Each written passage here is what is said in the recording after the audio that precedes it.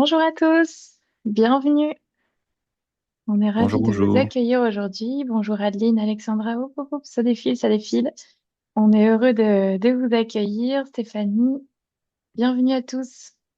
Alors aujourd'hui, je suis en très bonne compagnie puisque je suis accompagnée de Guillaume qui nous vient de Folie Web et qui va nous parler d'un sujet qui, j'ai l'impression, vous attendez avec grande impatience, qui va être très utile pour votre structure, je n'en doute pas.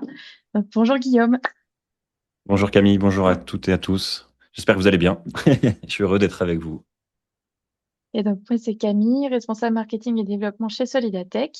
On se retrouve donc aujourd'hui pour un format 1 heure jusqu'à 15 heures. On va commencer par une petite présentation de Solidatech, puis de Folie Web. On passera sur le format donc atelier en ligne, hein. C'est la première fois qu'on teste ça. C'est-à-dire que ce sera un peu plus participatif encore que un webinaire où vraiment Guillaume va vous faire de la démo en live et vous montrer comment créer la newsletter de A à Z. Donc, j'exagère un petit peu, mais c'est à peu près l'idée. On vous montrera toutes les grandes étapes et on aura 15 minutes de questions-réponses à la fin. Toutefois, vous pourrez quand même poser vos questions un peu au fur et à mesure. Donc, je vois qu'il y en a qui ont commencé à le faire et c'est très bien. Vous pouvez utiliser le chat pour communiquer entre vous, passer des bons plans, échanger sur des bonnes pratiques. N'hésitez pas à sélectionner à tout le monde et pas uniquement à hôtes et panélistes. Autrement, c'est uniquement Guillaume et moi qui recevons votre message, même si ça nous fait très plaisir. Et vous pourrez donc poser vos questions dans l'onglet Q&R en bas pour, vous l'avez compris, questions-réponses et on les adressera au fur et à mesure. Ce webinaire est enregistré. Vous aurez donc accès au replay du webinaire dès demain à peu près. Vous recevrez également par mail le replay et vous l'aurez sur notre centre de ressources. Et voilà, et Guillaume vous prépare une petite surprise où il vous fera un léger livrable avec les informations clés qui auront été évoquées au fur et à mesure. Mais bon, sinon, vous pourrez retourner petit à petit, regarder le webinaire en replay, l'enregistrement, et vous aurez tout. Euh, Ceci étant dit, ben, je vais pouvoir vous présenter Solidatech, vous montrer un peu qui on est si vous ne nous connaissez pas encore. Et puis voilà, on démarre tout doucement mais sûrement. Alors,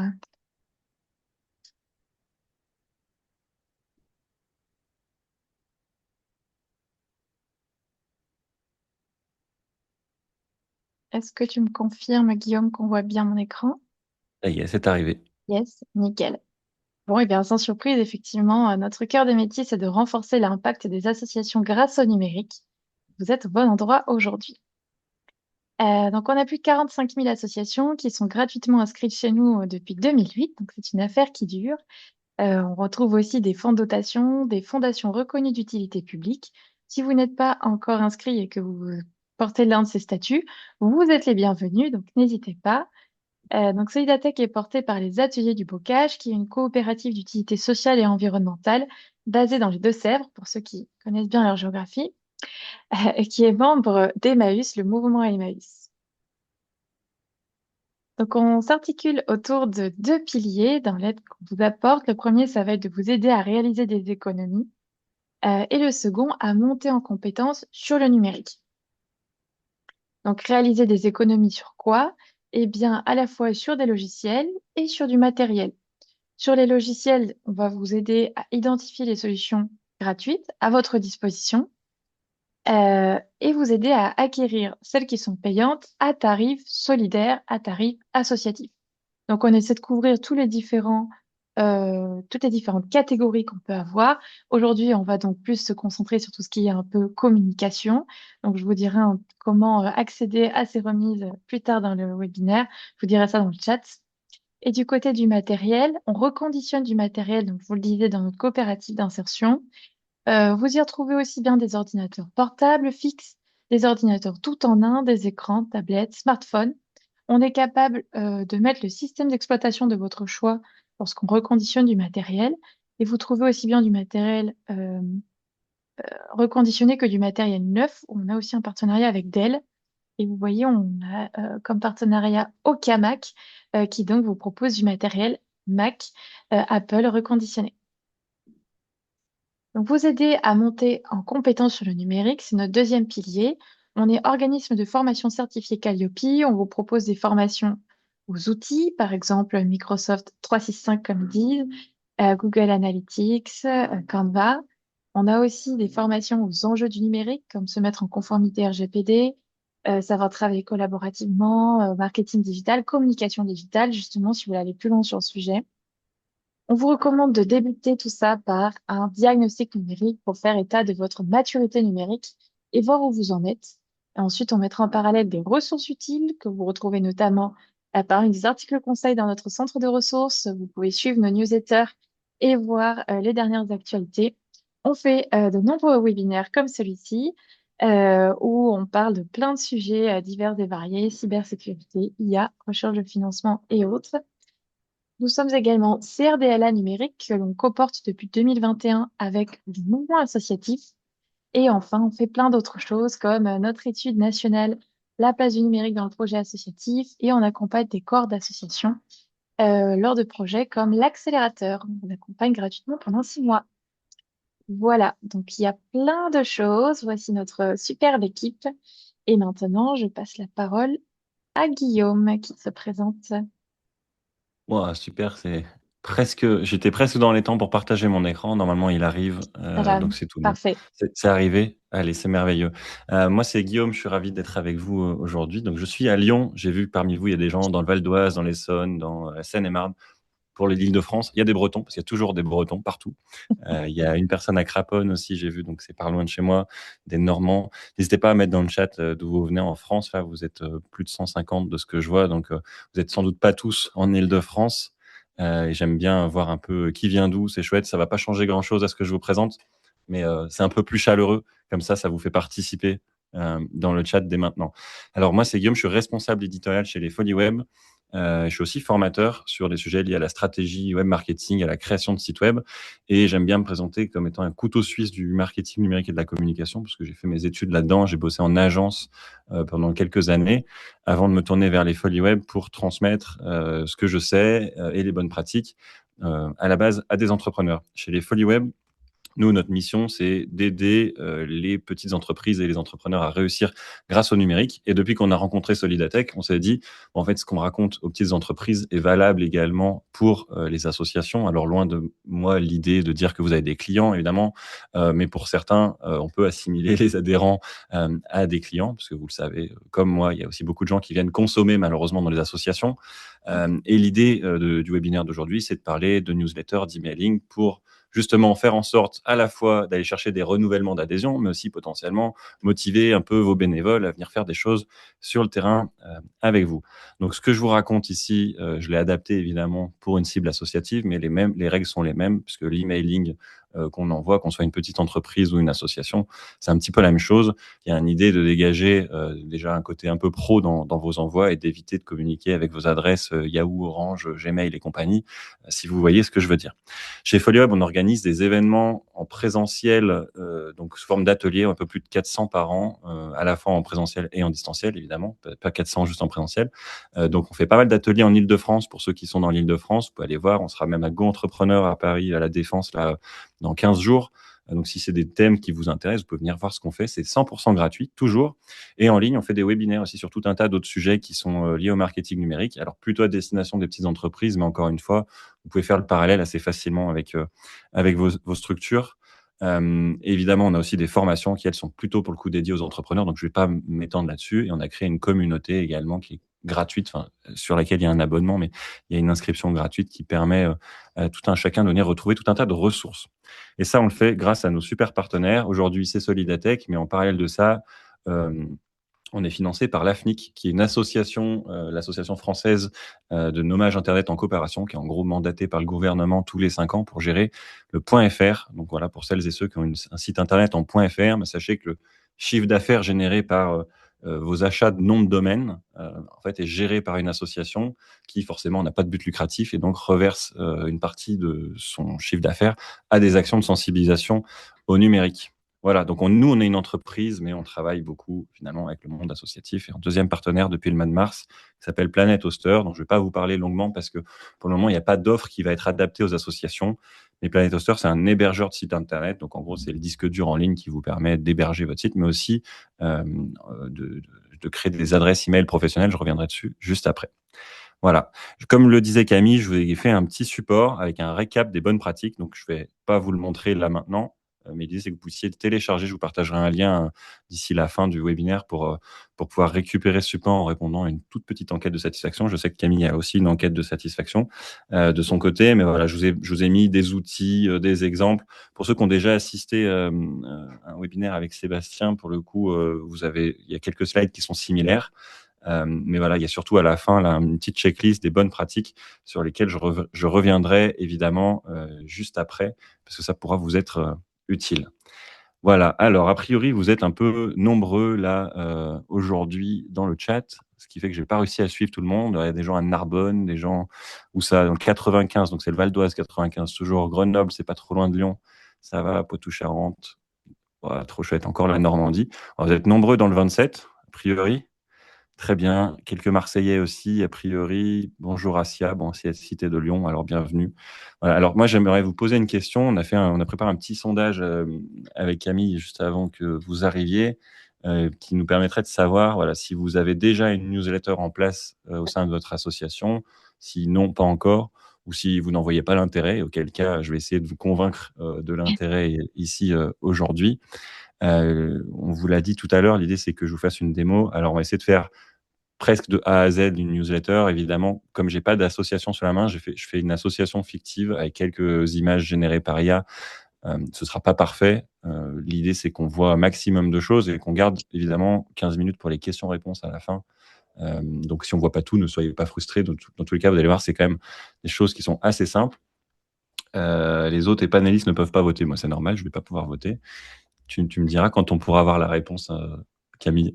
Ouais. Ben, on a déjà 120 personnes qui ont voté, donc je vais pouvoir vous partager les résultats. Donc, on a une majorité de personnes qui ont quand même déjà une newsletter en place. On a 58% des participants aujourd'hui qui ont une newsletter, 39% qui n'en ont pas encore et 2 petits pourcents qui n'en voient pas l'intérêt. Donc, tu vas pouvoir convaincre 3 personnes aujourd'hui. Ouais, peut-être un peu plus. Je suis nul en maths, mais peut-être un peu plus que 3. Mais Parmi les euh, répondants. eh ben, trop chouette. Merci pour ce petit sondage, Camille. Vous voyez toujours mon écran ou pas? Oui, Oui, on vous est sur partagez votre Google. écran. C'est très perturbant. C'est pas le même outil que d'habitude. Donc, je vais pas vous faire de la pub pour Google. J'aimerais vous partager un constat. Alors, je travaille beaucoup avec le monde de l'entreprise, évidemment, mais j'étais aussi bénévole associatif pendant un petit moment. Là, ça fait longtemps que je le suis plus, mais je vais y retourner prochainement dans l'année. Et j'ai un constat, c'est que souvent, je reçois des mails d'associations auxquelles j'ai adhéré ou je suis encore adhérent. Mais c'est des mails qui sont envoyés avec leur Gmail. Alors là, je suis pas là pour dénigrer une association en particulier. Ils savent que je les aime bien. Donc, c'est pour ça que je vais partager cette association qui est un comité de jumelage, donc qui a un statut un petit peu particulier parce qu'elle est associée à une collectivité territoriale. Mais justement, en fait, moi, je vous partage ma stupéfaction, ma surprise et non pas ma colère, mais en tout cas, je l'étane un peu sur ces sujets, mais d'envoyer des mails avec une adresse Gmail. Surtout pour une association qui se veut solidaire sur des sujets internationaux. Faire de la pub pour Google, c'est pas forcément leur intérêt premier. Les connaissant un peu, c'est pas nécessairement dans leur valeur. Pour autant, ils continuent depuis maintenant presque 30 ans à envoyer leurs mails avec des adresses mail. Alors, peut-être pas 30 ans, parce qu'il y a 30 ans, on envoyait moins de mails, mais avec une adresse mail personnelle et pas professionnelle. Et ça, j'aimerais, non pas parce qu'on est sponsorisé par le point .fr, évidemment, mais un peu quand même, attirer votre attention sur le fait que c'est extrêmement important quand vous envoyez vos emailing, vos newsletters, même des emails un peu classiques, de ne pas utiliser votre adresse @orange.fr, free.fr, etc., etc. Tout simplement parce que, un, ça fait de la pub à votre opérateur téléphonique ou à Google, le cas échéant, ou Yahoo ou autre. Et deux, ça fait pas très pro.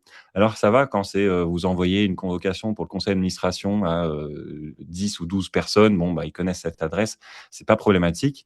Mais dès lors que vous voulez un peu professionnaliser votre, comment dire, vos envois d'emails, que vous voulez aller chercher des dons, attirer des gens sur des événements que vous organisez, recruter des bénévoles, etc., ou même communiquer à des institutions publiques, parce que pour la plupart d'entre vous, j'imagine, ou je vous le souhaite, vous sollicitez beaucoup de subventions publiques, et c'est quand même beaucoup mieux pour vous, à mon sens, de communiquer avec votre adresse professionnelle. Alors, quand on dit professionnelle, c'est pas parce que vous êtes une entreprise, mais on entend par là une adresse contact@votrassociation.fr ou .com ou .org souvent pour les associations notamment caritatives.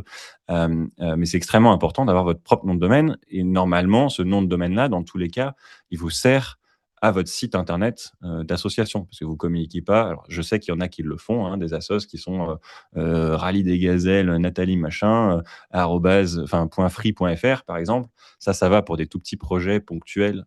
Mais si vous êtes une association qui a vocation à durer, achetez votre nom de domaine, ça va vous coûter 10 euros par an. Voilà, vous avez votre association.fr. Et l'avantage de ça, c'est qu'en fonction de l'hébergeur que vous choisissez, vous pouvez créer plus ou moins d'adresses email professionnelles gratuitement. Alors, il y a plusieurs hébergeurs. Je vous ai parlé de Planet Hoster tout à l'heure. Vous avez aussi OVH qui est français. Vous avez Ionos qui est allemand. Vous avez Hostinger qui est estonien ou lettonien. Bon, j'ai plus en tête. Ou lituanien. Lituanien, c'est ça. Chez Planet Hoster, par exemple, je ne suis pas là pour leur faire de la pub pour le moment, mais vous pouvez faire des adresses email à volonté. Du moment que vous avez votre hébergement chez eux, vous pouvez créer autant d'adresses que vous voulez. Donc, ça peut être conseil-administration@votrasso.fr, bernard@votrasso.fr, etc., etc. Chez d'autres hébergeurs, c'est des fonctionnalités qui sont gratuites jusqu'à, par exemple, 10 adresses mail. Et ensuite, vous payez pour certaines boîtes mail. Voilà, comparez un petit peu, regardez même déjà ce que vous avez chez vos propres hébergeurs. Pour certaines associations, c'est souvent le cas, vous avez fait créer votre site internet, soit par, effectivement, un bénévole, soit par, une agence pour celles qui ont un peu plus d'argent. Bah, sollicitez-les pour savoir, chez quel hébergeur vous êtes parce que, potentiellement, vous ne le savez pas. Vous payez, mais vous ne savez pas et demandez si c'est possible de créer des adresses mail pro. Voilà, ça coûte rien la plupart du temps et ça vient quand même professionnaliser un peu votre communication. Et donc, évidemment, l'idée, c'est pas de créer des adresses mail au nom de tout le monde, comme on pourrait le faire dans une entreprise. Faites des adresses mail un peu génériques, contact, bénévole, arrobase, adhésion, voilà, etc., etc., qui vont vous permettre, peu importe les changements qu'il peut y avoir ensuite derrière dans votre association, en termes de bureau, de bénévoles, etc., d'avoir des boîtes mail qui soient pro et qui vous permettent de communiquer, soit par mail de manière classique comme ça, avec une adresse mail pro, soit sous le biais d'une newsletter. Et là où je veux attirer votre attention, c'est qu'en fait, cet email-là que je vous montre, alors qui date d'il y a 1 an, mais il fonctionne pareil cette année, hein. Je suis sûr qu'ils ont envoyé le même tout récemment. Je le reçois juste plus. Mais en fait, c'est une newsletter, c'est-à-dire que ici, André qui partage ces informations-là. Donc, dans son mail, ici, il vient nous dire, voilà, on vous propose plusieurs informations. Donc notamment, on vient nous rappeler pourquoi on reçoit le mail. Ça, c'est pas une mauvaise pratique en soi. C'est de dire, voilà, vous avez participé au salon des vins qu'on a organisé à telle date, et donc on vous envoie des infos. Pourquoi pas. Ensuite, on vous dit, c'est une lettre électronique avec des infos, quoi. Donc, c'est une newsletter. Et on vient vous dire ici qu'il y a un événement qui aura lieu le 22 mars 2025 à tel endroit, à telle heure. Et on se dit, c'est inscription conseillée, mais on n'a pas de lien pour s'inscrire. Donc ça, très mauvaise pratique. Déjà, s'il y a parmi vous des gens qui se reconnaissent, je suis sûr qu'il y en a qui se reconnaissent, je vous invite pas à vous dénoncer dans le chat, évidemment. C'est une très mauvaise pratique. L'idée, c'est de faire gagner du temps aux gens. Si vous voulez qu'il y ait des inscrits sur vos événements associatifs, ou même des adhésions, hein, tout bêtement, plutôt que de juste dire renouvelez votre adhésion et vous attendez que les gens ils viennent par eux-mêmes jusqu'à vous, vous allez attendre un petit moment. Donc facilitez-leur la tâche. Vous avez des outils en plus aujourd'hui pour le faire. On en reparlera juste après. Mais donc mettez des liens directs vers des pages d'inscription à des événements. Voilà. Alors, mon père a une association. Typiquement, vous connaissez sans doute Hello Asso, par exemple, pour créer des formulaires d'adhésion en ligne, récupérer des sous, des inscriptions à des événements, etc. Vous mettez un lien directement vers la bonne page qui permet aux gens de payer en ligne, par exemple. Ça vous permet de vous simplifier la vie et de ne pas avoir à gérer notamment toute une partie de dons en cash, même si on sait qu'il y a des gens qui préfèrent ça. Et donc, du coup, là, si on descend dans le mail, on se retrouve avec 3 pièces jointes. Super. Alors, les pièces jointes, déjà, c'est lourd.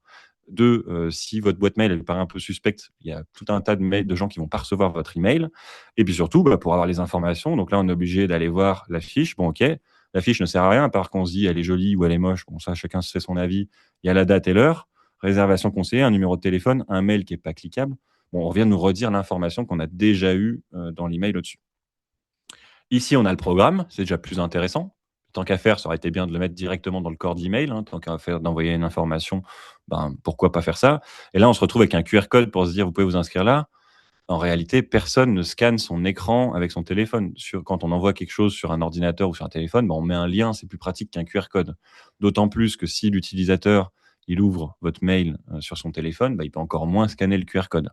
Alors pensez à ça, remplacez, bannissez les QR codes de vos écrans et dites quand je communique de manière numérique, je mets un lien qui se clique ou un bouton. Et quand vous faites une affiche, alors vous mettez effectivement un QR code parce que les gens, a priori, ne peuvent pas cliquer sur votre affiche. Ça, c'est assez logique. Et ensuite, on se retrouve avec, alors ça, c'est le pompon. Mais bon, on va pas critiquer, ça, c'est un peu amélioré, mais le fameux Word que vous connaissez tous, avec des effets Word Art d'un autre temps. Pour la petite anecdote, l'ancien président de cette association et qui gère un peu ces choses-là, c'est mon ancien prof d'histoire-géographie. Je sais pas quel âge il a, mais il doit bien avoir 75 ans ou 80 bien tapé. Donc, il est encore à l'ère préhistorique du numérique. Je le critique pas parce qu'il a au moins le mérite de faire les choses. C'est trop cool. Mais vous voyez bien que là, c'est quand même pas très lisible. C'est-à-dire que, bon, on voit le titre de la newsletter, OK. On a plein d'informations, un peu en vrac. Bon, un goût douteux sur les choix des couleurs, mais il y a rien qui se clique, en fait. C'est-à-dire que les seuls liens qu'on va retrouver, ils sont un peu à la fin ici, pour dire, voilà, on a remis l'adresse mail pour nous remettre la même information que tout à l'heure pour dire réservé pour l'événement. Ici, on nous renvoie vers Yapla pour faire des dons pour la cantine scolaire, parce que c'est un truc de jumelage solidaire. Et c'est tout. Et donc, vous voyez qu'ici, globalement, c'est un peu en vrac. On n'a pas une information qui se dégage clairement et nettement de cette newsletter. Alors évidemment, on a le contexte, c'est une association qui fait plein d'actions au Burkina Faso, donc elle a un enjeu à communiquer sur toutes les réalisations qui sont faites sur le terrain. Et sans doute le cas pour ceux qui auraient des actions solidaires en cours, pas forcément d'ailleurs à l'étranger, mais si vous faites des choses en Île-de-France, voilà, vous avez peut-être envie de lister tout un tas de réalisations que vous avez pu faire. Mais du coup, ce qui va être intéressant et important, c'est de rendre interactive votre newsletter. C'est de faire en sorte que les gens y cliquent, qu'ils aillent voir, par exemple, sur votre site internet, un article complet dédié à votre réalisation. Parce que là, en fait, c'est fourre-tout. On a plein d'infos, on ne sait plus quoi retenir. Si on a la flemme de faire les 4 pages, on n'a fait que le début et on n'arrive pas finalement au nerf de la guerre. Et le nerf de la guerre, c'est pas tant de dire on vous partage ce qu'on a fait sur les 2 ou 3 derniers mois au Burkina Faso, mais c'est de dire inscrivez-vous à cet événement qui va nous permettre de récolter de l'argent pour ensuite aller faire d'autres réalisations. Et donc, le message clé qu'on doit voir, et ça que vous devez retenir sur tous vos emails que vous allez envoyer, vos newsletters, c'est de dire quelle est l'action principale que j'ai envie que les gens réalisent, quel est l'objectif de ma newsletter, de mon email. Si c'est s'inscrire à un événement, on va parler de l'événement en particulier. Ça ne veut pas dire qu'on ne parle pas du reste, mais la première des choses qu'on va faire, c'est parler de cet événement. Si c'est le renouvellement des adhésions en début d'année, vous faites un mail dédié à ça et vous ne mélangez pas les torchons et les serviettes. Et tout l'intérêt, si vous avez un site internet en parallèle, c'est que vous allez pouvoir évidemment renvoyer vers votre site internet à travers votre newsletter en partageant potentiellement quelques actualités en bas qui sont sous forme d'articles et vous vous dites, voilà, vous voulez en savoir plus, vous cliquez là, ça vous renvoie sur l'article sur le site. Et après, sur ce site, vous pouvez remettre aussi des éléments de communication pour parler de votre événement si vous voulez. Mais l'idée, c'est que vous devez rendre le plus interactif possible votre contenu pour, que les gens ils puissent avoir une expérience optimale et surtout, vous, pour que vous puissiez mesurer aussi l'efficacité de votre action. Alors, je sais qu'on n'est pas vraiment comme en entreprise avec son jeu d'avoir un retour sur investissement. Quoique, quand vous êtes dans des grosses associations et que vous avez des salariés, vous êtes quand même content de savoir si le temps qu'ils passent à produire du contenu vous est vraiment utile. Pas forcément pour justifier leur salaire, mais plus pour dire ça nous rapporte quelque chose en termes d'adhésion, de dons, etc. Et du coup, là, avec un Gmail classique, le André, il a envoyé sa newsletter le 10 mars à 21h33, donc déjà une heure à laquelle il est absolument sûr qu'il n'y a personne qui va ouvrir son email, évidemment. Et il est incapable de savoir, parmi les 500 ou 600 personnes à qui il a envoyé, qui a ouvert sa newsletter, qui a cliqué sur telle ou telle information, qui a réservé sa place pour tel événement grâce à ce mail. Alors, vous pourrez le savoir, puisque du coup, il faut répondre au mail pour s'inscrire. Mais du coup, c'est pas terrible pour passer à l'échelle. Alors ça va bien, effectivement, si vous êtes une petite assoce, vous avez 50 gus dans votre base de données, c'est pratique parce que c'est simple à mettre en place. Mais dès lors que vous avez plusieurs dizaines et centaines de mails à contacter, une boîte mail générique comme un Gmail, un Yahoo, une boîte Orange, etc., vous empêche d'envoyer 200 emails d'un coup. Vous êtes bloqué, vous allez tomber dans les spams. Donc, le seul risque que vous prenez en faisant ça, c'est d'avoir travaillé pour rien, fait une newsletter pour rien, parce qu'elle ne va pas arriver dans la boîte mail des gens. Donc ça, c'est super important de communiquer toujours avec une adresse email professionnelle, qui est ensuite la condition pour aller utiliser des outils professionnels. Professionnels, mais qui peuvent être gratuits, en l'occurrence. Je vais vous parler, moi, aujourd'hui, de Brevo, que certains connaissent peut-être. Parmi les 50% qui ont une newsletter, je suis bien preneur là dans le chat, que vous me disiez quels sont les outils que vous utilisez. Ça m'intéresse parce que je sais qu'en entreprise, en tout cas en France, chez les petits entrepreneurs, il y en a beaucoup qui utilisent Brevo ou Mailjet. Chez les assos, je sais qu'il y a des outils plus spécifiques. Camille me parlait d'Asso Connect aussi tout à l'heure. J'ai découvert Yapla en ressortant le mail aussi tout à l'heure, mais voilà, je vois qu'il y a pas mal de gens qui sont sur Brevo, Mailchimp aussi, donc il y a une solution américaine. Donc je vais vous parler moi de Brevo parce que c'est un logiciel français. Chez FolioWeb, on aime bien promouvoir ce qui est français, mais encore une fois, tous les outils fonctionnent à peu près de la même manière. C'est-à-dire que vous soyez ici sur Brevo, ici Asso Connect sans doute, sur Mailjet, etc. Vous avez les mêmes fonctionnalités, c'est-à-dire que vous faites du glisser-déposer de vos images, de vos textes, de vos articles, vous mettez des boutons assez facilement, vous changez les couleurs assez facilement. Et donc ensuite, ce qui va vous faire choisir tel ou tel outil, ça va potentiellement être la langue, être le prix aussi, parce qu'évidemment, la plupart sont gratuits quand vous avez jusqu'à 300 mails, 400 mails. Et puis dès lors que vous êtes une plus grosse association, forcément, vous allez devoir payer. Alors ça commence à, je crois, 8 euros par mois. Ensuite, ça va de plus en plus cher. Vous n'avez pas besoin des fonctionnalités ultra avancées généralement, sauf si vous êtes site d'action ou les Restos du Cœur, évidemment, mais vous êtes sur des échelles un peu différentes, ou Emmaüs, vous êtes sur des échelles un peu différentes. Mailchimp, je vous en parle pas tout simplement parce que pendant longtemps, c'était une solution, elle est toujours américaine, qui était uniquement en anglais. Alors je sais que là, depuis peu, ils ont basculé leurs outils en français, il me semble. Mais globalement, ça fonctionne de la même manière. Et l'idée, c'est qu'on voit ensemble, du coup, comment utiliser. Pour créer, pour ceux qui sont dans les 39%, 41%, on va dire, qui n'ont pas de newsletter ou n'en voient pas l'utilité, pour créer votre compte gratuit sur ces outils-là, que ce soit Brevo, Mailchimp, et cetera, et cetera, vous avez l'obligation d'avoir une adresse mail .fr, pas .fr, pardon, professionnelle. Je suis matrixé par mon truc. Ici, je vous prends un exemple que j'ai créé avec une adresse qui s'appelle guillaume@karaoke.fr. Ne vous souciez pas du nom de domaine. J'aime bien acheter des noms de domaine avec des jeux de mots qui me servent de temps en temps, qui me servent pas. Voilà. Là, je m'en sers pour l'exemple. Je communique jamais avec ce Brevo, donc on va partir ici d'un compte qui est quasiment neutre, quoi, et totalement gratuit. Justement, parce que je me dis, ça sert à rien de vous montrer des fonctionnalités payantes extrêmement avancées d'une entreprise. Et je ne peux pas vous partager le Brevo des Folies Web dans lequel on a des dizaines de milliers de données que je ne peux pas partager évidemment publiquement. Donc ici, on part avec un faux compte. Je vous présente rapidement l'interface. Vous n'avez pas besoin de tout connaître, parce que l'essentiel de cet outil, évidemment, c'est plutôt dédié aux entreprises. Vous avez ce qu'on appelle un CRM, donc qui est un outil de gestion de relations de contact, donc dans lequel vous avez évidemment tous vos contacts. Les contacts, ça peut être évidemment vos bénévoles, les membres évidemment de votre conseil d'administration, ça peut être vos salariés si vous voulez communiquer à vos salariés, et ça va être tous les gens qui sont intéressés par ce que vous racontez dans votre association, que ce soit juste des gens qui sont, on va dire, sympathisants, je vais utiliser un terme politique, ou des gens qui vous ont fait un don à un moment et qui du coup peuvent être intéressés à voir ce que vous racontez. L'intérêt de ce CRM, c'est qu'évidemment, vous allez retrouver les noms de tout le monde. Donc ça, pour pouvoir avoir les noms de tout le monde, il faut leur demander.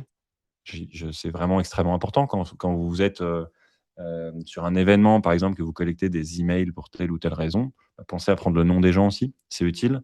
Quand vous avez un formulaire sur votre site internet, ou même pour une adhésion, alors normalement pour les adhésions, vous prenez les noms, mais c'est extrêmement important de prendre un maximum d'informations sur les gens. Ça ne veut pas dire qu'il faut être intrusif et leur demander jusqu'à leur adresse, leur code postal et leur âge, évidemment.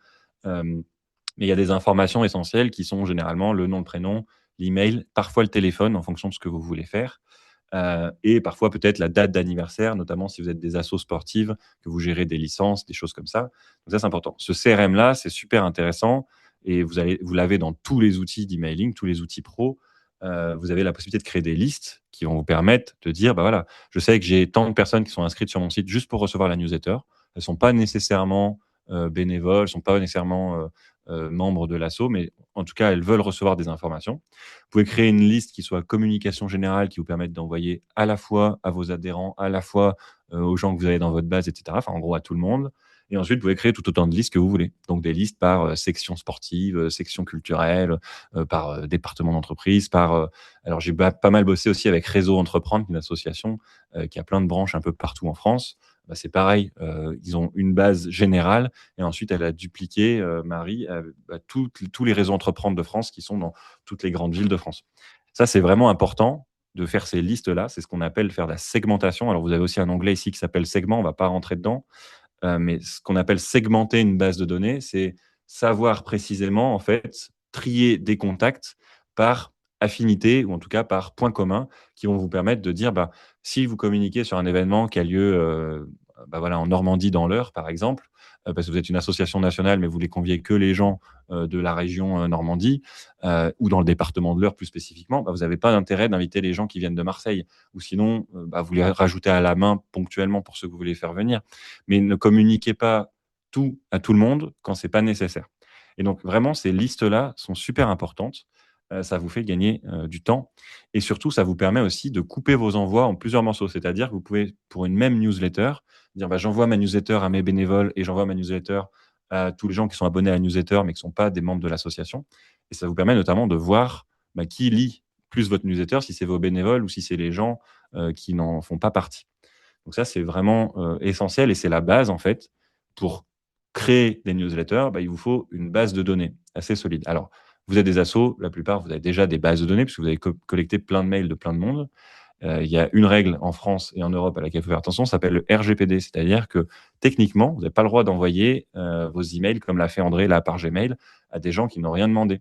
Alors bon, quand c'est truc un peu caritatif, on se dit bon, ok, c'est cool, je suis content de soutenir. Mais si toutes les associations font ça, bah, à la fin, les gens sont noyés d'emails comme le font les entreprises. Et donc, il y a une notion de consentement. Et donc, vous devez savoir que quand vous écrivez sur l'adresse mail personnelle de quelqu'un, alors à ce moment-là, le RGPD s'applique et vous êtes dans l'obligation de prouver qu'il a donné son consentement pour recevoir l'email. Tout l'intérêt de ces outils professionnels, c'est qu'ils vous permettent de faire des formulaires d'inscription, par exemple, où bah, les gens cochent la case pour dire OK, j'accepte de m'inscrire. Quand vous êtes, par exemple, sur voilà, des périodes de j'enregistre des nouveaux abonnés, pardon, des nouveaux adhérents, des nouvelles inscriptions, etc., si vous le faites sous format papier, bah, vous pouvez mettre une petite case à cocher pour les gens qui dit bah, j'accepte de recevoir les informations de l'association par email. Mais c'est extrêmement important de le faire parce que si vous faites contrôler par la CNIL, qui évidemment regarde davantage les entreprises, mais quand même regarde quelques associations, ben, vous devez pouvoir prouver, justifier que les gens acceptent de recevoir vos informations et donc vos newsletters. Et ce, normalement, pour une durée maximum, si je ne dis pas de bêtises, de 3 ans. Ce qui fait qu'au bout des 3 ans, vous pouvez envoyer un mail à tous les gens que vous avez dans votre base qui n'auraient pas redit qu'ils veulent la recevoir pour dire est-ce que vous consentez toujours à recevoir nos informations ou est-ce que ça vous intéresse plus, auquel cas on vous sort de la base de données. Ça, c'est important. C'est pas vrai avec les adresses mail professionnelles. C'est-à-dire que si vous communiquez à des institutions, les mairies, les ministères, les entreprises du coin, elles, vous avez le droit de les démarcher comme vous voulez. Par contre, si elles vous disent je ne veux plus être sollicité, vous devez les supprimer de votre base de données. Voilà. Et tout l'intérêt du coup d'un outil pro, c'est quand vous envoyez votre newsletter, bah, il y a le bouton se désabonner qui est tout en bas. Et donc, bah, vous n'avez pas besoin de gérer les mails des gens pas contents. Ils peuvent se désabonner tout seuls comme des grands. Donc ça, c'est vraiment important. Ensuite, vous avez un outil là tout en bas qui s'appelle les automatisations qu'on ne va pas avoir aujourd'hui, mais qui peuvent être intéressantes. Vous pouvez souhaiter l'anniversaire des gens automatiquement si ça vous intéresse. Vous pouvez automatiquement, en fonction de comment vous avez connecté votre outil à d'autres, dire bah voilà, par exemple, ton adhésion arrive à échéance à telle date, pense à la renouveler. Là, on rentre dans des considérations un peu plus avancées que je ne vais pas voir nécessairement avec vous. Mais sachez que voilà, ça existe. Il y a pas mal de choses qui sont des fonctionnalités payantes. Mais voilà, les automatisations, ça peut faire gagner du temps aussi si vous gérez plusieurs milliers de contacts. Et ensuite, bah, du coup, bah, il y a la partie marketing et campagne marketing qui est donc tout bêtement le fait de faire des newsletters. Donc, si on clique sur créer une campagne, parce que c'est un peu pour ça que vous êtes venu quand même, vous allez pouvoir, oui, Laurence, du coup, on parle de newsletter. Voilà, ça y est, on y vient. Ici, créer votre campagne d'emailing. J'ai fait un point important sur la partie RGPD notamment parce que voilà, le truc, c'est pas d'envoyer des emails à tout va. Sinon, vous n'avez aucune efficacité. Quand vous créez votre campagne d'emailing dans Brevo, dans Mailchimp, c'est la même chose. Donc, vous devez donner un nom à votre campagne. Ce nom-là, il est pour vous. Donc là, je vais l'appeler Démo Solidatech 31 mars, par exemple. Ça, c'est juste pour vous, c'est pour vous y retrouver dans toutes vos campagnes. Vous avez ici une fonctionnalité premium qui s'appelle le test AB. Donc, c'est de l'AB testing, c'est un truc de marketing qui vous permet d'envoyer en fait deux versions légèrement différentes de votre newsletter pour voir laquelle fonctionne le mieux sur un petit échantillon de votre base de données et ensuite d'envoyer celle qui fonctionne le mieux. Ça, c'est très pratique, notamment quand vous faites des campagnes de dons. C'est plutôt pour les grosses associations, mais pour voir quel objet d'email fait qu'il est plus ouvert, quel email est plus cliqué et génère le plus de dons, assez logiquement. Vous allez ensuite, tout bêtement, cliquer sur créer une campagne. Et donc, là, vous choisissez votre expéditeur. Donc, pour l'expéditeur, vous avez la possibilité de créer plusieurs types d'expéditeurs en fonction du nom et de l'adresse mail avec laquelle vous voulez envoyer votre message. Donc, généralement, vous avez un email qui est info@association ou contact@association. Là, c'est un prénom. Ça humanise un peu. C'est pour la démo. Et vous pouvez aussi personnaliser le nom de l'expéditeur. Plutôt que d'afficher juste votre email, voilà, vous pouvez mettre Asso Tartampion. Et vous avez du coup un nom qui va rassurer les gens parce qu'ils savent, plutôt que de recevoir un mail de André Tartampion, ils savent qu'ils reçoivent un mail de telle association. Vous enregistrez, tout bêtement. Ensuite, vous allez pouvoir choisir vos destinataires. Donc, c'est là que c'est intéressant d'aller choisir dans les fameuses listes que vous avez créées pour dire, par exemple, je vais faire une communication à tous mes adhérents ou à l'intégralité de ma base de données. Vous pouvez choisir comme ça une ou plusieurs listes. Vous pouvez aussi décider, alors ça c'est intéressant quand vous avez envoyé plusieurs newsletters avec le temps, de désactiver ce qu'on appelle les contacts inactifs. Parfois, ça prend le nom de contacts endormis. C'est en gros des gens qui n'ont pas ouvert vos newsletters depuis un certain temps. Généralement, c'est depuis plus de 2 mois. Et qui, du coup, en fait, viennent altérer vos statistiques d'ouverture de newsletters et qui, par ailleurs, du coup, entraînent derrière chez les serveurs des boîtes qui vous permettent d'envoyer ces mails, donc là chez Brevo par exemple, qui envoient un signal négatif qui fait que vos emails vont être moins bien délivrés par la suite. Donc ça, c'est intéressant de ne pas envoyer vos emails à vos contacts considérés comme inactifs et de temps en temps, par contre, de regrouper tous ces gens inactifs dans une liste particulière d'inactifs que vous allez réveiller une fois de temps en temps avec un mail spécifique pour voir si justement ça les remet dans la boucle de vos emails ou pas du tout. Ça, c'est vraiment la bonne pratique. Et vous voyez, donc dans la version gratuite, on peut envoyer 300 mails gratuitement sur une même journée. Donc si vous avez plus de mails que ça, soit vous prenez un abonnement payant, soit vous envoyez votre newsletter en plusieurs fois avec cette limite de 300 personnes par jour. D'où l'intérêt potentiellement de faire des listes avec 300 personnes maximum, ce qui vous permet de vous y retrouver. Vous ajoutez un objet. Par défaut, ça souvent vous l'oubliez et où ça prend la première ligne de votre email, c'est pas terrible. Donc ici, votre objet d'email. Donc là, j'ai pris une association qui s'appelle l'Élan Solidaire. C'est un exemple que j'ai fait. Et donc, elle distribue des paniers repas et solidaires, des paniers solidaires à des gens dans le besoin, évidemment. Moi, ma recommandation pour vos objets d'email, donc là, ici, je mets 500 paniers distribués cette semaine. En fait, c'est de donner quelque chose de très concret, pas juste un objet d'email très basique qui va dire on a besoin de votre aide ou juste dire les dernières actus de l'élan solidaire. Ça n'a pas d'intérêt. Quand vous êtes des associations, notamment si vous êtes sur cette branche solidaire, donnez un chiffre, un truc, un bilan de vos actions, notamment là, si c'est l'objet de la newsletter que de parler de cette action qui a eu lieu, vous pouvez mettre ici cet objet-là d'email. Vous avez une fonctionnalité d'IA qui vous permet de reformuler aussi votre objet. Et si en parallèle, vous ne voulez pas utiliser l'IA directement dans l'outil de Brevo, vous pouvez aller sur ChatGPT, Gemini et compagnie pour en fait lui demander à l'IA de générer des idées d'objets. Là, la recommandation, c'est de faire 50 caractères maximum, tout compris. Parce qu'après, c'est coupé évidemment par le téléphone ou par la boîte mail. Et donc, l'idée, c'est que l'essentiel de votre message passe en 50 caractères, espace inclus, sachant que juste en dessous, vous avez donc le petit texte d'aperçu. Donc là, pour le moment, je vais mettre du faux texte. Mais l'idée, ça va être de donner envie de lire finalement votre newsletter. Donc là, si on ne met pas du faux texte, mais voilà, vous étiez nombreux, par exemple, à nous prêter main forte, à, j'en sais rien moi, Lyon 7 hier, par exemple. Et donc là, hop, vous mettez 3 petits points et donc ça va juste donner envie d'aller lire la suite. Ou sinon, ça pourrait être, alors ça c'est plus marketing pour l'entreprise, on a une surprise pour vous. Ou ça pourrait être, dans le cas de la collecte de dons, rappelez juste tout bêtement, vous avez X% de défiscalisation et ça peut déjà inciter les gens à cliquer. Ou sinon, même mettre très concrètement le montant du don versus le montant réel que la personne paye, ça donne déjà un peu plus envie d'ouvrir.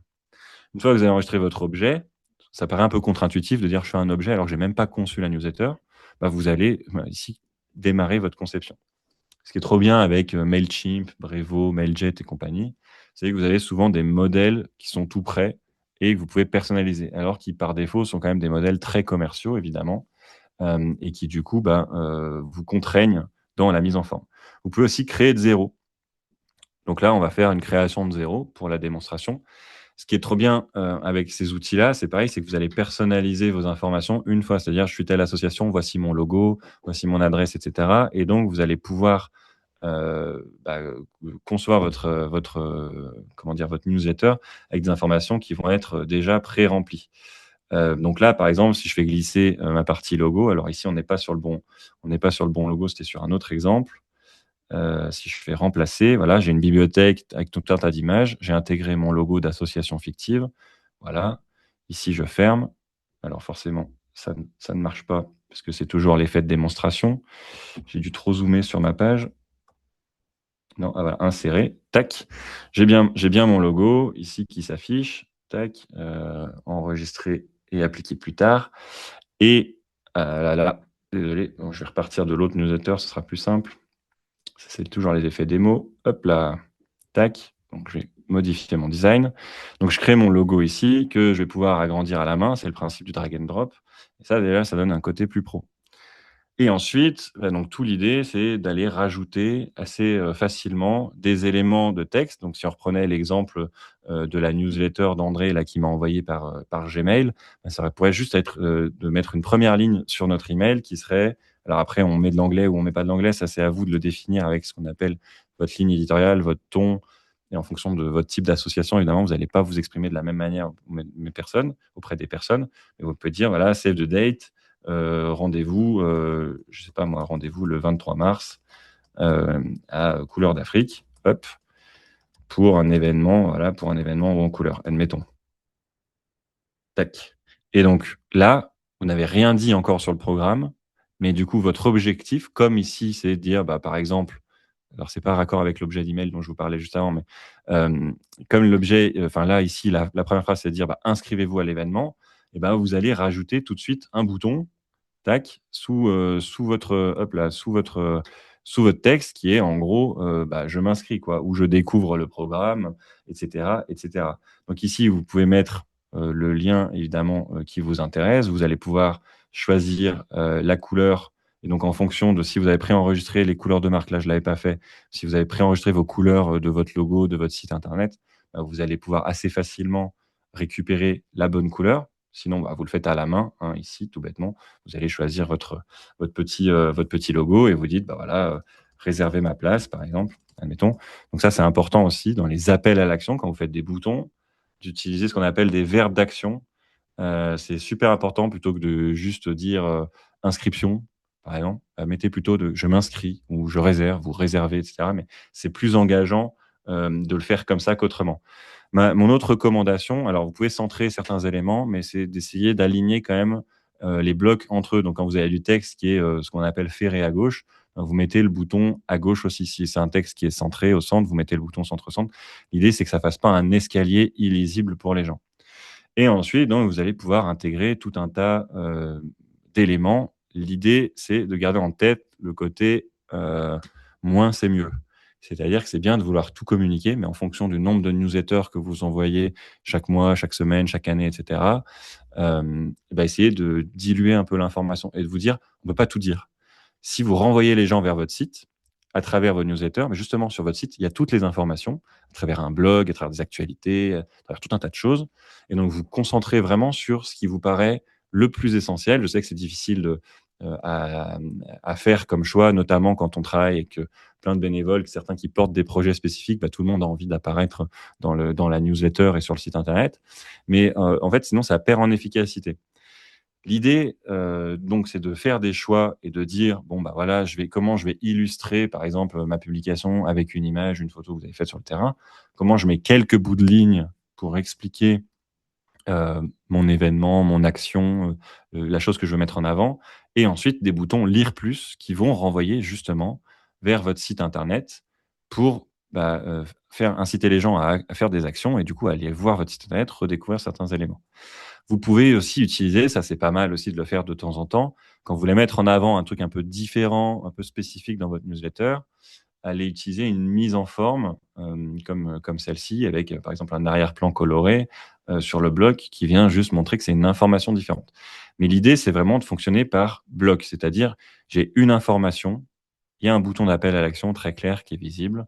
Si j'en mets une autre, mais qui est un peu moins importante, je la mets en bas. Les informations majeures doivent apparaître tout de suite au début de votre email. Et ça, vous allez pouvoir le suivre en fait dans les statistiques de votre newsletter, parce que c'est tout l'intérêt d'utiliser des outils d'emailing professionnels, c'est que justement, vous allez pouvoir voir, alors là, comme j'ai pas envoyé de newsletter avec ce compte, je peux pas vous montrer, mais dans les statistiques, vous allez pouvoir voir quel est le pourcentage de gens qui ont cliqué sur votre logo, sur votre bouton, combien de gens ont ouvert votre newsletter, combien de gens se sont désabonnés, combien de gens ont cliqué en bas de votre email et les autres en haut. Et vous allez voir qu'il y a une très grosse majorité qui va cliquer sur le début de votre email. Et plus votre email est long, moins il y a de gens qui cliquent. C'est pour ça qu'on dit, on se concentre évidemment sur le haut de l'email. Et parfois, parce qu'il y a des gens téméraires qui parcourent l'intégralité de votre emailing, l'idée, ça va être de mettre un rappel en bas de votre newsletter, de votre message principal. Parce que l'idée, c'est ce qu'on dit toujours en web marketing, que ce soit sur une page de site internet ou du coup sur un email, c'est un message, une page, une action, ou un message, un email, une action. C'est-à-dire que oui, la newsletter a vocation à mettre en avant plusieurs actualités potentiellement, mais vous devez avoir un truc qui est le nerf de la guerre, qui est de dire, voilà, je veux solliciter des nouvelles adhésions, vous parlez d'adhésion au maximum. Le reste est anecdotique. Le reste doit venir juste rassurer les gens sur ce que vous faites. Mais sinon, en fait, vous noyez les gens et vous n'atteignez pas votre objectif. Alors, je parle d'objectif business habituellement.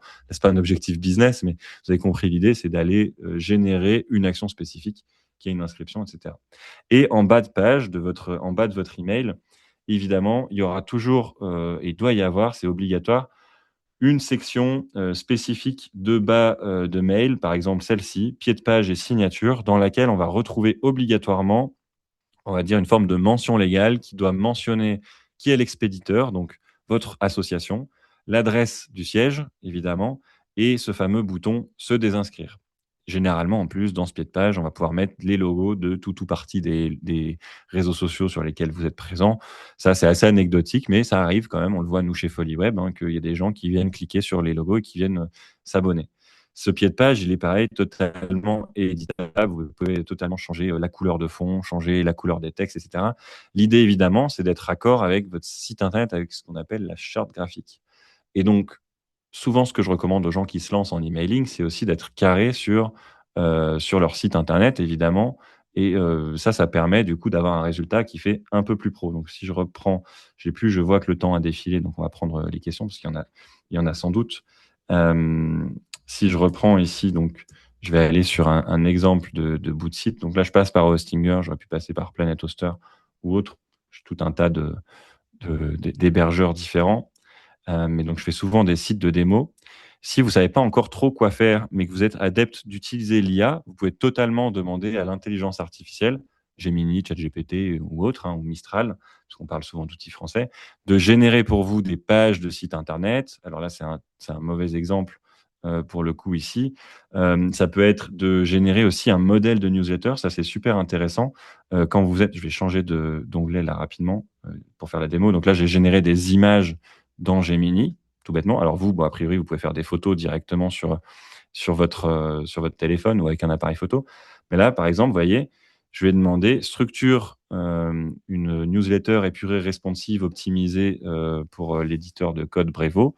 Et donc là, il m'a fait du code HTML que techniquement, je pourrais regarder avec les yeux parce que dans Gemini, il nous affiche aussi l'affichage. Alors là, il ne le fait pas parce que j'ai discuté avec lui. Mais là, vous avez tout un truc qui est tout codé directement en HTML. C'est un peu barbare. Et dans Brevo, si vous voulez ne pas vous construire vous-même votre newsletter à la main, vous avez totalement la possibilité d'intégrer ici un truc qui s'appelle HTML, hop, tout bêtement. Et là, vous collez. Alors ça, c'est plus technique, donc c'est pour les geeks d'entre vous. Vous collez votre code HTML et vous avez ici, voilà, votre newsletter. Alors évidemment, là, Gemini, il n'a pas le contexte, donc il ne met pas les images. Et vous avez une base d'email qui va vous donner aussi des idées de comment mettre en forme votre newsletter. C'est-à-dire que vous pouvez utiliser l'IA, non pas pour faire votre newsletter final, mais pour vous dire, ah bah tiens, c'est intéressant d'avoir ce petit cadre vert, j'y avais pas pensé. Hop, bah, je vais essayer de le faire ici. Donc ça peut être plutôt chouette aussi de le faire, de vous inspirer de ce truc-là.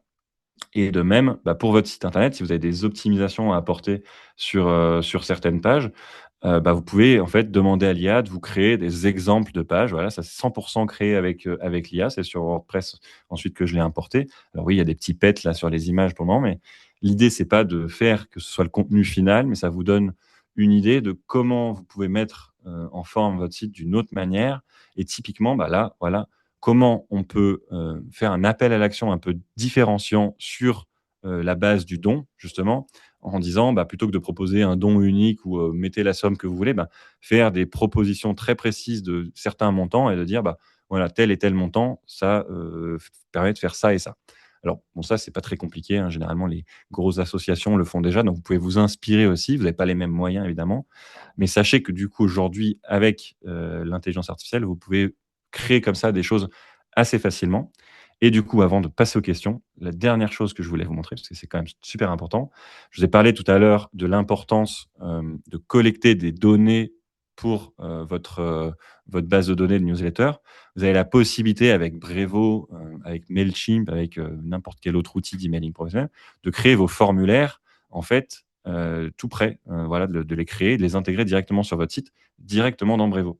Donc ça se fait, tac, alors forcément, je l'ai perdu. Voilà, ici dans l'onglet formulaire et vous pouvez créer tous les formulaires que vous voulez, avec les champs que vous voulez, mettre des cases à cocher, pas de cases à cocher, changer les couleurs. Donc évidemment, mettez des couleurs qui correspondent à votre site internet et ensuite, donc vous dites, bah, tous les gens qui remplissent ce formulaire pour recevoir la newsletter, bah, je les ajoute automatiquement à ma liste qui s'appelle newsletter, évidemment, sinon ça sert à rien. Là, ça va vous faire gagner du temps et ensuite, quand vous voulez partager ce formulaire, soit vous avez un lien directement que vous pouvez envoyer par mail et ça renvoie les gens vers une fenêtre un peu austère, mais qui fonctionne. Mais a priori, vous n'avez pas d'intérêt de l'envoyer par mail, parce que ça veut dire que vous avez déjà le mail de la personne. Soit ici, bah, vous avez ce fameux bloc un peu HTML qui est un peu brut, que vous pouvez copier et coller directement sur votre site. Ici, c'est ce que j'ai collé là, et donc après, ça s'affiche comme ça directement. Alors évidemment, ça nécessite que vous maîtrisiez un peu évidemment votre site internet et que vous ayez la main dessus. Mais ça, c'est super important pour vous, gardez-le en tête. Pour envoyer des newsletters de manière qualitative, fluide, bah, essayez de chercher de la donnée de manière automatique et ne remplissez pas à la main votre liste de contacts, parce que si vous en avez 500 à faire, c'est un peu chiant. Du coup, si vous avez des formulaires tout prêts, bah, ça va automatiquement les ajouter dans Brevo. Ça vous permet d'envoyer. Voilà, je suis en retard. Désolé Camille. Eh bien, Je non, sais. aucun problème, parce qu'en plus, tu as commencé à répondre à quelques questions au fur et à mesure, donc finalement, c'était parfait. Ah, bon. Merci pour Tant cette mieux. présentation vraiment très complète, parce qu'effectivement, c'est vrai que c'est important de comprendre d'où on part, on prend les bases justement de l'email, de l'outil, savoir après créer justement cette newsletter. Quand tu nous présentais Brevo au début, il y a pas mal de personnes, et notamment Béatrice, qui euh, demandaient comment limiter le fait que les emails arrivent en spam chez les destinataires. Apparemment, il y en a quand même quelques-uns qui, à partir de Brevo, ont eu quelques problèmes de délivrabilité de leurs emails. Est-ce que tu as des conseils à leur fournir? Ouais, ben, voilà, donc déjà la première chose à faire, c'est quand vous partagez un email, quand vous envoyez un email, c'est d'être sûr que vous l'envoyez évidemment à des adresses mail qui l'ont demandé. Donc Brevo peut pas le vérifier à l'instant T, mais en fait, il va constater très rapidement que si tous les gens qui reçoivent votre mail, ou une grande partie en tout cas suppriment, votre mail avant même de l'avoir ouvert, il va se dire: «Tiens, il y a un bug, a priori, il y a un ratio trop important de gens qui l'ont directement supprimé, qui fait que sans doute les gens ont pas demandé à être sollicités». Ça arrive très souvent puisque vous prenez tous les mails des gens qui ont plus ou moins laissé leur mail un jour sur un papier quelque part chez vous. Et du coup, bah, il arrive qu'ils ne savent plus qui vous êtes, ce que vous faites, ou ils n'ont pas envie de vous lire. Et du coup, ça vous met dans les spams directement. L'autre point important, je vous l'ai mis ici dans cette petite checklist. Donc, si ça vous intéresse de récupérer le support, je vais vous partager le lien juste après. Mais c'est d'utiliser des objets d'email sur lesquels vous allez éviter de mettre des trucs en majuscules, en énorme. Par exemple, alors mon super promo, ça marche pas pour vous, mais faites un don maintenant, par exemple, tout en majuscule. Ça, c'est considéré comme du spam word par les boîtes mail, et donc du coup, vous passez à la poubelle. Ça va être très vrai aussi si évidemment, vous mettez des éléments très lourds dans votre newsletter. Alors normalement, maintenant, Brevo, Mailchimp et tout ça, encore une fois, je pas là pour parler que de Brevo. Je montre un outil, mais voilà, enfin, ça marche pour tous les outils pareils. Vous devez avoir des images qui sont les plus légères possibles. Donc voilà, moins de 500 kilos par image. Parce que sinon, on va considérer que potentiellement, votre email, il contient des pièces jointes dangereuses pour la boîte mail des gens qui le reçoivent, des destinataires. Et donc, ça fonctionne moins bien et voilà, c'est moins bien accepté par les boîtes mail. Et en fait, normalement, plus vous allez envoyer d'emails et plus ils vont être ouverts, plus normalement, enfin, moins vous allez être dans les spams. Donc, c'est pour ça que dans un premier temps, moi, je vous invite à faire des petits envois. Ça ne veut pas dire qu'il faut faire 50 par 50, mais n'envoyez pas à 10 000 personnes d'un coup quand c'est votre première newsletter. Essayez de bien segmenter. Et souvent, vous pouvez même segmenter vos newsletters, soit effectivement par ville, soit par typologie de personnes ou de membres. Enfin, si vous avez des associations avec plein de secteurs, si vous êtes une association polyactivité, j'allais dire, envoyez les informations qui concernent la gym à ceux qui font de la gym et ceux qui font le cirque à ceux qui font le cirque. Mais envoyez pas tout à tout le monde parce que le risque, c'est que les gens se désabonnent progressivement. Ça a un impact évidemment sur votre RGPD. Plus vous avez de désabonnements, plus le serveur d'envoi de Brevo va considérer, ou de Mailchimp, que vous envoyez de la cochonnerie. Et en fait, ce que vous devez entendre, c'est que vous n'êtes pas seul sur ces outils-là. Les serveurs d'envoi de ces outils d'emailing, ils sont partagés avec tous leurs clients et tous les gens qui utilisent ces outils.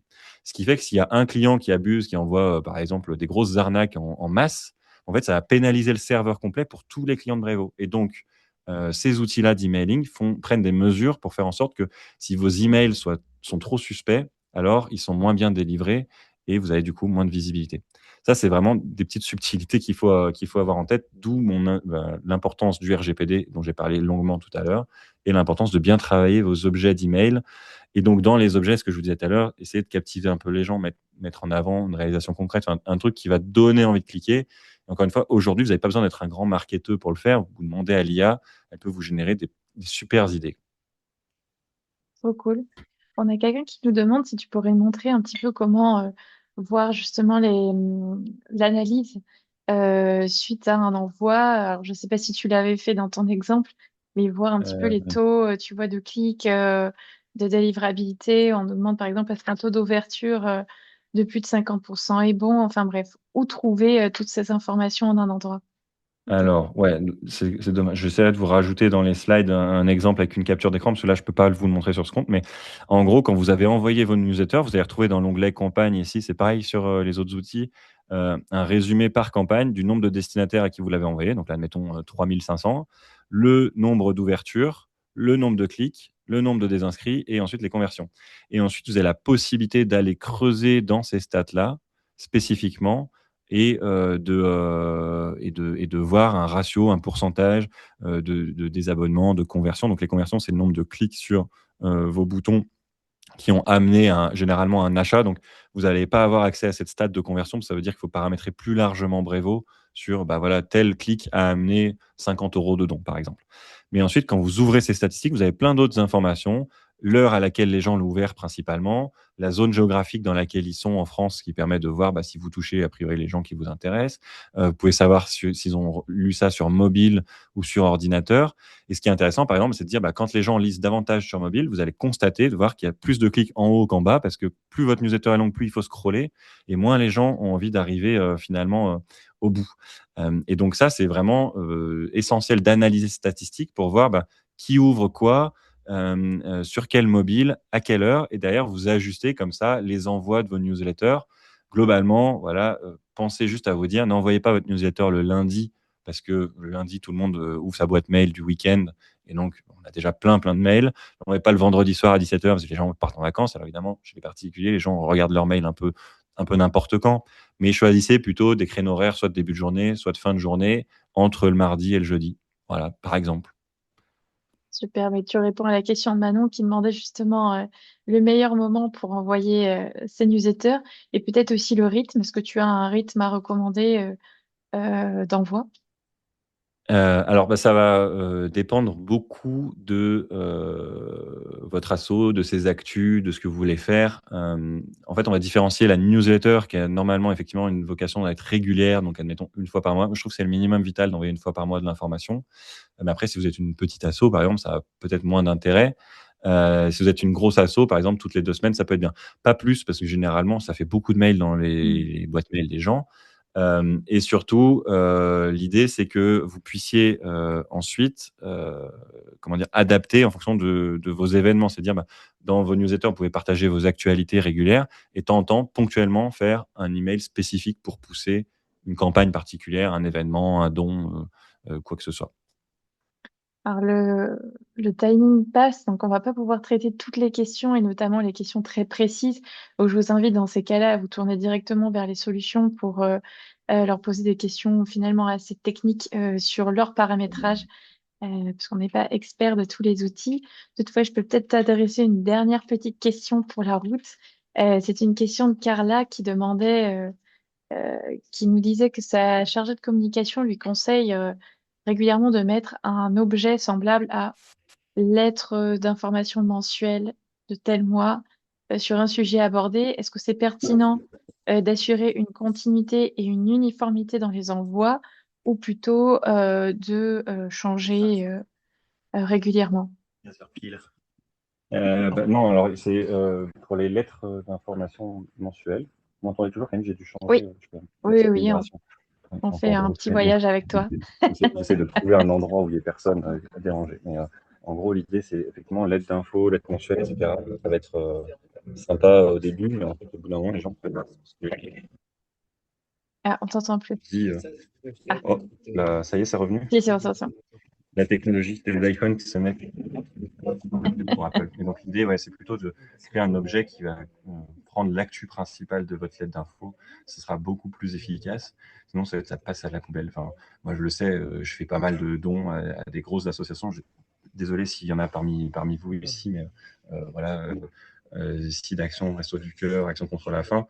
Au bout d'un moment, quand les objets sont toujours les mêmes, bon, bah, on y prête moins attention, on les lit plus parce qu'on est aussi sollicité par ailleurs par d'autres structures, que ce soit des associations ou des entreprises. Et donc, on est beaucoup, beaucoup moins intéressé de lire tous ces mails et on met à la veine. Alors que si un chiffre qui est fort, euh, exemple SIDA, voilà, on est à 2 doigts d'avoir trouvé le vaccin qui va bien, où on n'a jamais autant avancé, ou dire voilà, un patient sauvé récemment, tout de suite ça a un impact. C'est pareil, bah, l'exemple que des paniers solidaires, bah, si vous donnez un chiffre, on dit, ah tiens, c'est intéressant. Alors évidemment, bah, dire 500 paniers solidaires distribués, ça n'a pas forcément touché tout le monde, mais par contre, si vous envoyez cette newsletter-là spécifiquement à des partenaires financeurs, des institutionnels, bah, c'est chouette parce que ça a vocation à faire un peu le bilan de vos actions et de justifier pourquoi vous avez des dons, des subventions de la part de ces institutions. Donc il faut évidemment trouver le juste objet, le juste milieu dans votre message pour dire bah, à qui je m'adresse. Si c'est à vos bénévoles, bah, ça peut être des objets de merci de nous avoir filé un coup de main il y a 2 semaines, ou merci Bertrand, ou, au revoir Dominique, j'en sais rien, des choses plus effectivement humaines et qui vont mettre en avant les bénévoles parce que vous voulez les fidéliser. Si vous allez chercher des financements par ailleurs, bah, vous allez travailler aux objets de manière un peu plus institutionnelle évidemment. Mais juste lettre d'info, newsletter, etc., c'est trop basique. Bon, après, c'est sûr que ça risque pas d'être passé en spam par les boîtes mail, mais bon, ça a un peu moins d'intérêt. Bah, encore une fois, si vous avez des bons taux d'ouverture, vous pouvez garder ça. Moi, mon point, c'est pas dire renouveler tout ce que vous faites, mais typiquement 50% de taux d'ouverture pour une entreprise qui envoie un peu en masse. Bon, c'est pas mal, mais en réalité, si vous considérez le fait que, je vous ai dit, les gens qui reçoivent votre mail sont censés avoir donné leur consentement, vous êtes plus proche des 80% des gens qui l'ouvrent que des 10%, des 20%, des Mm. 50%. Et de même, alors pour faire cliquer, c'est un peu plus dur évidemment, mais si vous